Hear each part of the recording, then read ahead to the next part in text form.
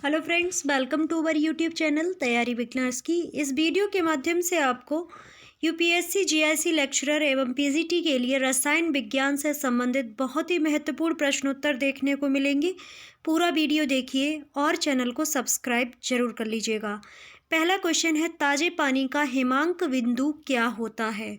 A option है 3 degree Celsius, B option है 5 degree Celsius, C option है 0 degree Celsius, D option है 4 degree Celsius. तो ये बहुत ही इजी क्वेश्चन है, सभी को पता होगा, तो इसका सी ऑप्शन बिल्कुल करेक्ट हो जाएगा। ताजे पानी का हिमांक 0 डिग्री सेल्सियस होता है। ताजे पानी का घनत्व तो सबसे ज़्यादा 4 डिग्री सेल्सियस पर होता है। ताजे पानी का क्वथनांक 100 डिग्री सेल्सियस होता है। भारी जल D2O का उत्पादन तलचर में होता है। सर्वप्रथम भारी जल का उत्पादन भारत में पंजाब के नागल से 1961 में किया गया था।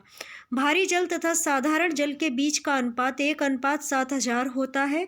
इम्पॉर्टेंट पॉइंट है, इसको याद रखिएगा। ओके, विश्व में सबसे अधिक भारी जल का उत्पादन भारत करता है तथा इसे जापान को निर्यात करता है।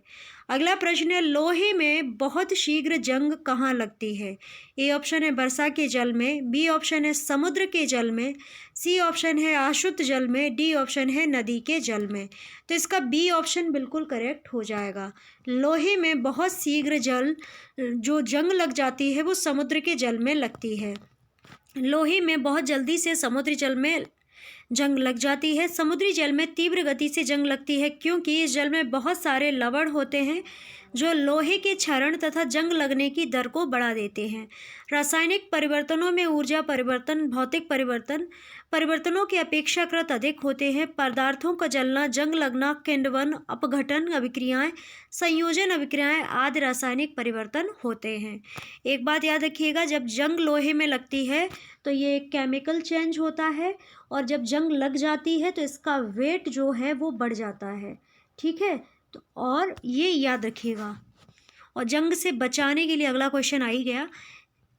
जिंक या जस्ता का लेप लगा देने से लोहे में जंग नहीं लगता है, इस प्रक्रिया को क्या कहा जाता है?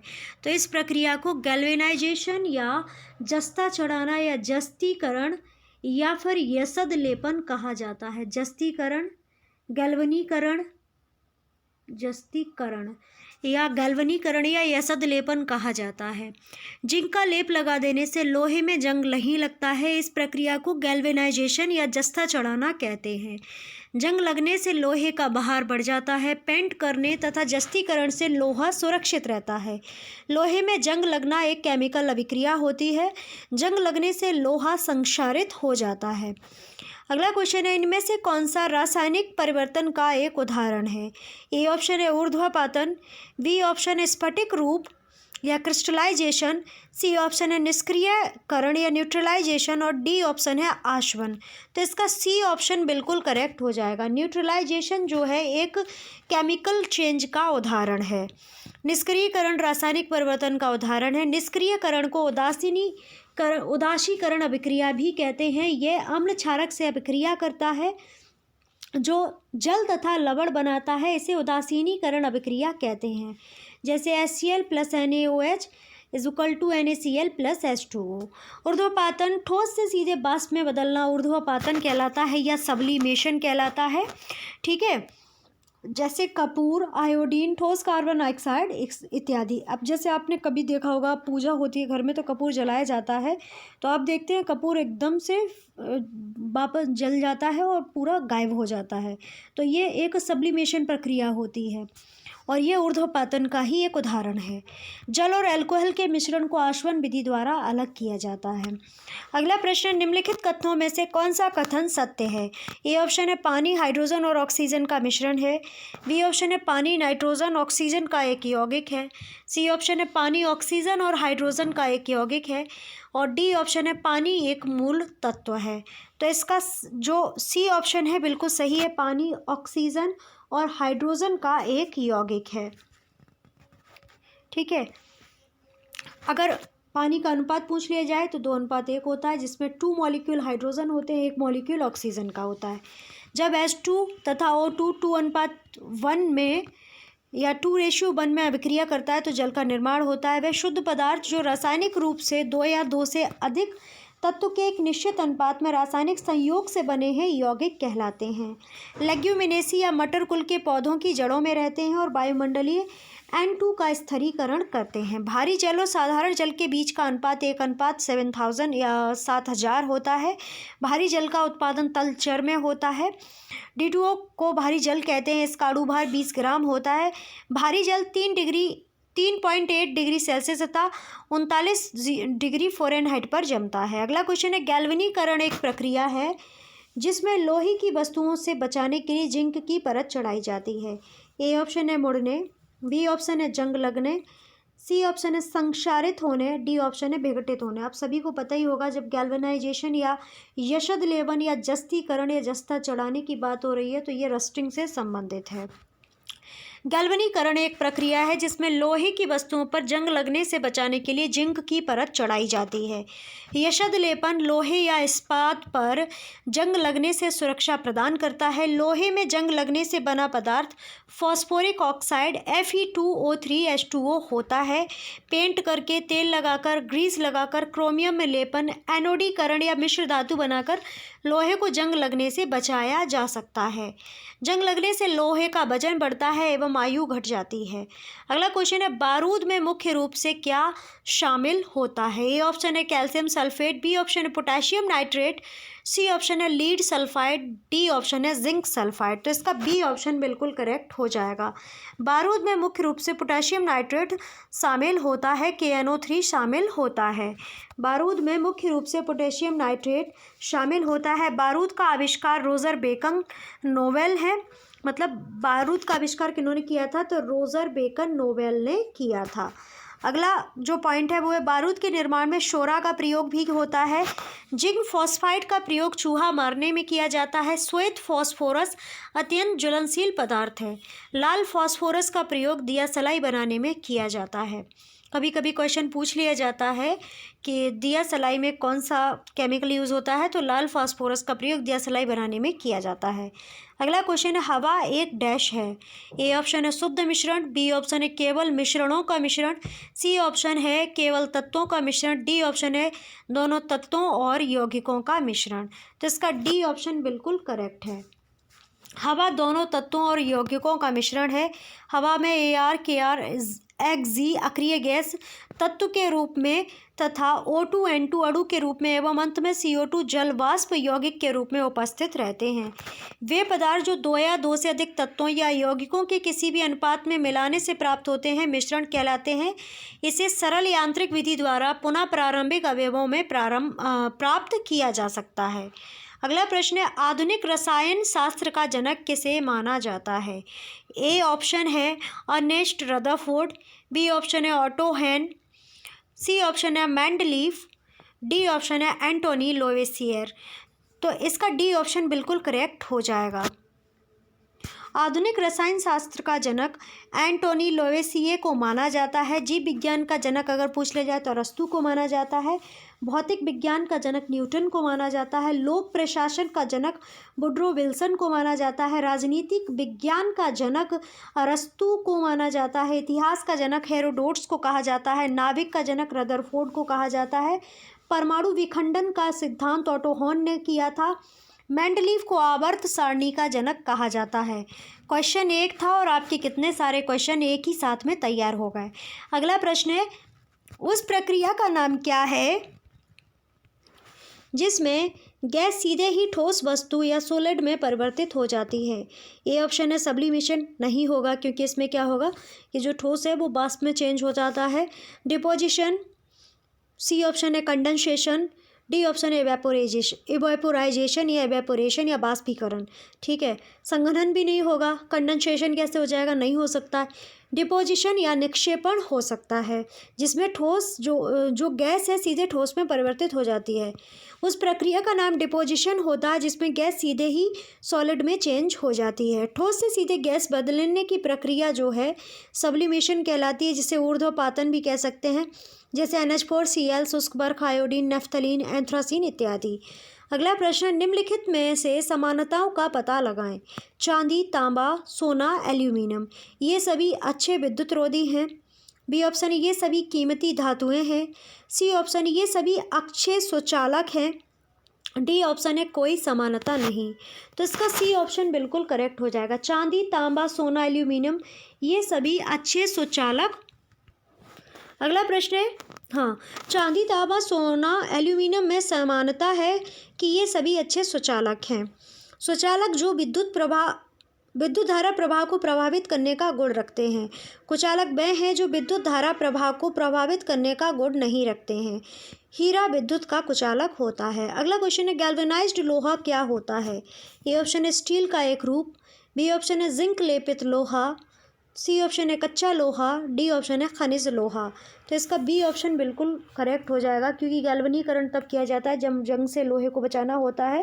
तो गैल्वेनाइज्ड जो आयरन होगा वो कैसा होगा? जिंक के साथ आयरन होगा या जिंक लेपित लोहा होता है। गैल्वेनाइज्ड लोहा जिंक लेपित लोहा है। लोहा को जंग से बचाने के लिए उस पर जिंक का लेप चढ़ाया जाता है। इस प्रक्रिया को गैल्वेनाइजेशन या सदलेवन जस्तीकरण या गैल्वनीकरण कहा जाता है। लोहा दो प्रकार का होता है, पिटवा और ढलवा।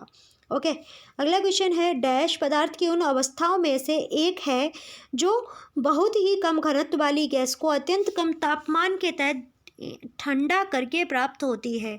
ए ऑप्शन है गैस। बी ऑप्शन है प्लाज्मा। सी ऑप्शन है बोस आइंस्टीन घनीभूत या डी ऑप्शन है प्लाज्मा घनीभूत। तो इसका सी ऑप्शन बिल्कुल करेक्ट हो जाएगा।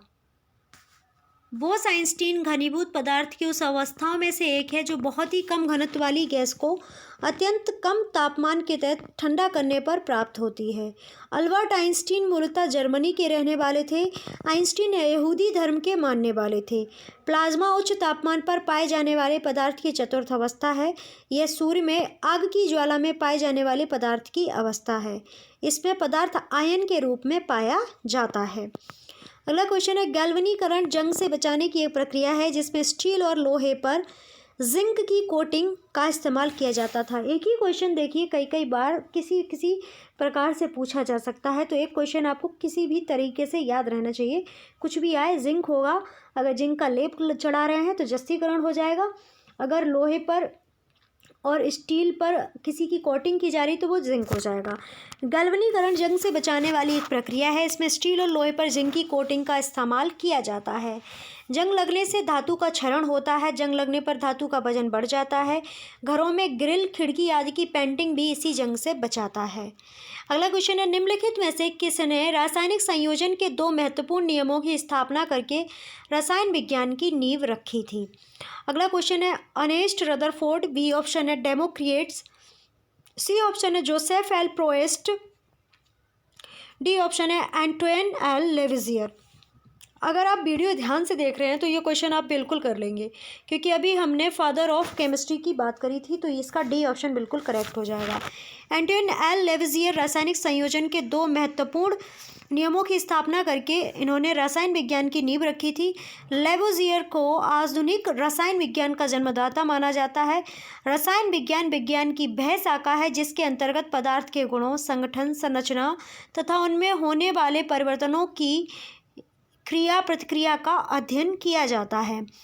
रसायन शब्द की उत्पत्ति मिस्र के प्राचीन शब्द कीमिया से हुई है, जिसका अर्थ होता है काला रंग। इतनी ये जो डेफिनेशन दी गई है, अगर आप इसको आप क्रॉस चेक करना चाहें तो ल्यूसेंट बुक सभी पर होगी, वहाँ पर जाके आप रसायन विज्ञान का जो है चैप्टर खोलिएगा, सबसे पहले आपको ये डेफिनेशन दिखाई देगी वहाँ पर। ओके, प्रारंभ में रसायन विज्ञान के अध्ययन को केमिटेकिंग कहा जाता था। रदरफोर्ड ने सन 1911 में अल्फा कणों के प्रकीर्णन के प्रयोग में परमाणु की आंतरिक व्यवस्था का पता लगाया। कार्बनिक रसायन में कार्बनिक यौगिकों का अध्ययन किया जाता है। अगला प्रश्न है, प्रारंभिक भारतीय दार्शनिक के अनुसार प्रत्येक वस्तु डैश मूल तत्वों से बनी है। तो प्रत्येक वस्तु जो है 5 तत्वों से मिलकर बनी है। प्रारंभिक भारतीय दार्शनिक के अनुसार प्रत्येक वस्तु 5 मूल तत्वों से बनी है। प्राचीन दर्शन के अनुसार वस्तु आग, जल, वायु, क्षितिज और गगन से बना है।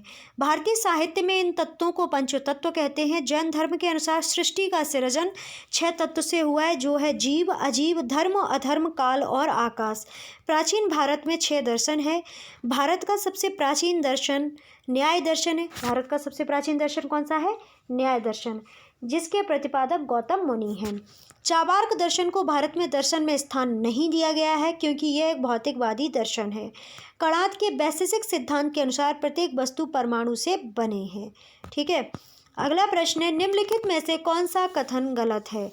अगला पॉइंट है पहला, ठोस पदार्थों का आकार अनिश्चित होता है, तो यही कथन गलत है, बाकी तीनों सही है। ठोस पदार्थों का आयतन निश्चित होता है, सही है। ठोस पदार्थ कठोर होते हैं, ये भी सही है। ठोस पदार्थ लगभग असंपंडनीय होते हैं, ये भी सही है। ठोस पदार्थों का आकार अनिश्चित होता है, ठोस पदार्थों का आकार निश्चित होता है। अरे क्या बोल रहा था, ये ऑप्शन आपका गलत है जिसमें ये लिखा है कि ठोस पदार्थों का आकार अनिश्चित होता है, बाकी आपके तीनों ऑप्शन सही हैं।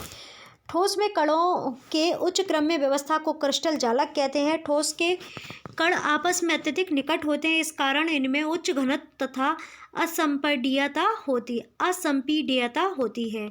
द्रव का आयतन निश्चित होता है परंतु आकार अनिश्चित होता है। गैस का आकार और आयतन दोनों अनिश्चित होते हैं। कभी पूछ लिया जाए कि द्रव का आयतन निश्चित होता है, तो द्रव का आयतन तो निश्चित होता है परंतु आकार अनिश्चित होता है, और गैस के आकार और आयतन दोनों अनिश्चित होते हैं। ठीक है, कुल गैस तत्वों की संख्या 11 है और कुल द्रव तत्वों की संख्या 2 है। अगला प्रश्न है, निम्न में से कौन सी धातु सबसे अधिक आघात वर्धनीय है। ए ऑप्शन है Zn जिंक, बी ऑप्शन है Na सोडियम, सी ऑप्शन है Ag, डी ऑप्शन है एल्यूमिनियम और सी ऑप्शन आपका सिल्वर। तो इसमें जो सी ऑप्शन है बिल्कुल सही ऑप्शन है। सबसे अधिक आघात वर्धनीय अगर कोई पूछ ली जाए तो वो है आपकी Ag धातु। आघात वर्धक वह गुण होता है जिसमें किसी पदार्थ का फैलाव होता है। Na सबसे मुलायम धातु होती है। Na धातु बेंजीन तथा ईथर में विलय होता है। Na का आपेक्षिक घनत्व 0.97 होता है। Zn का अयस्क जिंक ब्लेंड होता है। एल्यूमिनियम का अयस्क बॉक्साइड होता है। Al2O3 2s2O इसका फॉर्मूला हो जाता है। तो ये थे हमारे आज के प्रश्न उत्तर। कैसा लगा आपको वीडियो ज़रूर बता दीजिएगा। आई होप आपको बहुत कुछ सीखने को मिला होगा। क्वेश्चंस तो चुनिंदा थे पर उनका डिस्क्रिप्शन अगर आपने देख लिया, समझ लिया, तो आपके बहुत सारे क्वेश्चंस, कम से कम 50-60 क्वेश्चन एक ही वीडियो में क्लियर हो गए होंगे। अगर आपको वीडियो अच्छा लगा है तो लाइक कमेंट शेयर कर दीजिए, चैनल को सब्सक्राइब कर लीजिएगा। ऐसे ही नए नए वीडियोज़ को देखने के लिए चैनल को सब्सक्राइब करने के साथ साथ बेल आइकन को भी प्रेस कर लीजिएगा, जिससे जो भी वीडियोज़ अपलोड होंगी आपको तुरंत से उनकी नोटिफिकेशन मिल जाएगी। एक दिन का गैप रहता है और एक दिन वीडियोज़ अपलोड होते हैं, एक दिन में आपके शॉर्ट वीडियोज़ चलते हैं। ठीक है, जिससे हमें भी थोड़ा टाइम मिल जाता है PDF बनाने का, थंबनेल्स वगैरह बनाने का, प्लानिंग करने का कि हमें वीडियो में कौन सा कंटेंट प्रोवाइड कराना है, इस सब का। ठीक है, तो आपको वीडियो अच्छा लगा होगा तो लाइक कमेंट शेयर कर दीजिए और वीडियो को ज़्यादा से ज़्यादा शेयर कीजिएगा, जो भी आपकी रीच हो, फेसबुक, इंस्टाग्राम, आपके व्हाट्सअप ग्रुप, सभी को सजेस्ट कीजिएगा। अच्छा कॉन्टेंट है तो आप सीख रहे हैं, आपके मित्र भी सीखें और हमारा भी सपोर्ट हो। तो आप सभी का एक बार फिर से धन्यवाद वीडियो वॉच करने के लिए। Have a good day.